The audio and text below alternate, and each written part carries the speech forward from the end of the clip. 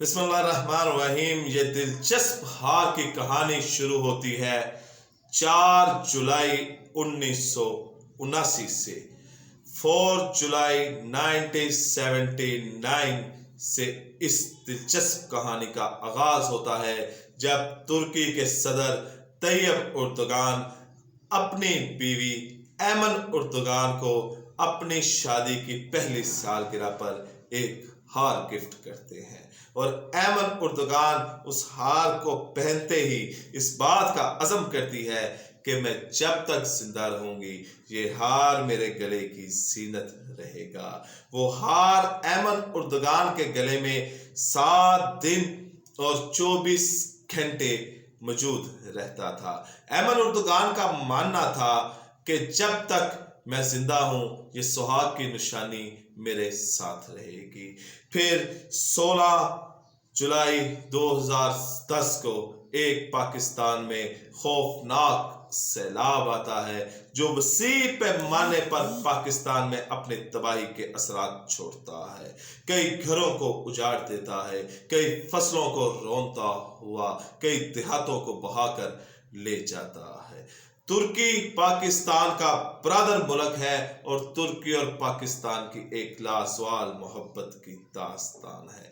طیب Erdogan اپنی عوام سے اپیل کرتے ہیں کہ اس مشکل وقت میں اپنے پاکستانی بھائیوں کی مدد کے لیے آگے آئیں، پاکستان بھائیوں کی مدد کریں۔ ترکی کی عوام طیب اردوغان کی اپیل پہ لبیک کہتی ہے اور امدادی اشیاء کا ڈھیر لگا دیتی ہے۔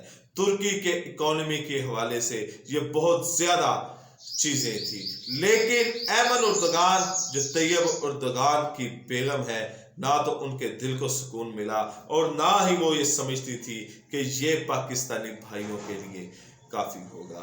ایمن اردوغان اپنی زندگی کا وہ سب سے قیمتی ہار زیورات، کسی بھی دنیا میں عورت ہو وہ اس کی کمزوری ہوتے ہیں، وہ اس کی خامی ہوتے ہیں، اور جو زیورات ہوتے ہیں یہی عورتوں کی اولین ترجیح بھی ہوتی ہے۔ ایمن اردوغان اپنے گلے سے وہ ہار اتارتی ہے اور اس کو نیلامی کے لیے پیش کر دیتی ہے۔ یاد رکھیے یہ وہ ہار ہے کہ جو ایمن اردوغان نے کہا تھا یہ میرے سہاگ کی نشانی ہے، یہ میری آخری سانس تک میرے گلے میں رہے گا۔ پاکستانی بھائیوں کے لیے وہ اس ہار کو نیلام کرتی ہے۔ ترک کی عوام اس ہار کو ایک بڑی بھاری رقم میں خریدتی ہے، بولی لگتی ہے اور اس ہار کی قیمت ادا کی جاتی ہے، لیکن وہ ہار خرید کر واپس ایمن اردوغان کو گفٹ کر دیا جاتا ہے۔ وہ ترک عوام کی طرف سے طیب اردوغان کی بیوی ایمن اردوغان خاتون اول کو بطور تحفہ پیش کر دیا جاتا ہے۔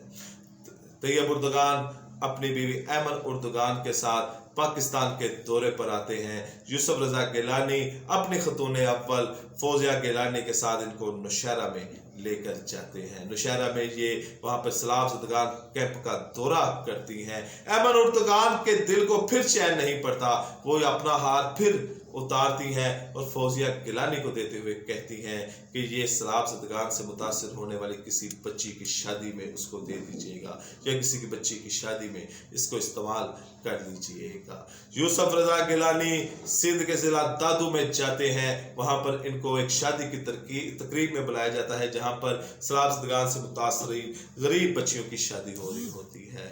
وہاں پر جاتے وقت یوسف رضا گیلانی اس ہار کو بھی ساتھ لے جاتے ہیں، لیکن جب وہاں پر جاتے ہیں تو دیکھتے ہیں کہ وہاں پر بیک وقت 8 بچیوں کی شادی ہو رہی ہے۔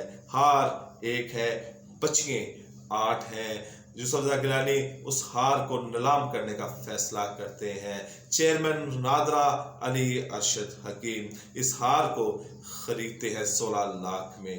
16 لاکھ مساوی تقسیم کر دیا جاتا ہے، برابر تقسیم کر دیا جاتا ہے ان تمام بچیوں میں۔ علی ارشد حکیم اس ہار کو واپس یوسف رضا گیلانی کو کہتے ہیں اور کہتے ہیں کہ اس کو واپس آپ ایمن اردوغان کو دے دیجیے گا۔ بہرحال اس کو وہ جو ہار ہوتا ہے ایمن اردوغان کا، اس کو ایک شو کیس میں لگایا جاتا ہے تاکہ یہ سنت رہے پاکستان اور ترکی کی محبت کی، اور ایک اعلیٰ صدارتی ایوارڈ ایمن اردوغان کو ان کی اس قربانی پر دیا جاتا ہے۔ پھر حکومت آتی ہے نواز شریف کی۔ نثار علی خان توشہ خانہ کیس میں ایک ہار گمشدگی کا مسئلہ اٹھاتے ہیں کہ ایمن اردگان جو یہاں پر ہار دے گئی تھی وہ وہاں پر غائب ہے۔ اب یہ ترکی اور پاکستان کے درمیان ایک ایسا خبر بن گئی تھی کہ ایمن اردگان کا ہار جو 2 دفعہ نیلام ہوا، پہلے ترکی عوام نے خریدا پھر پاکستان میں خریدا، یہ ہار کہاں پہ گیا؟ ہار کی گمشدگی کا بلبلہ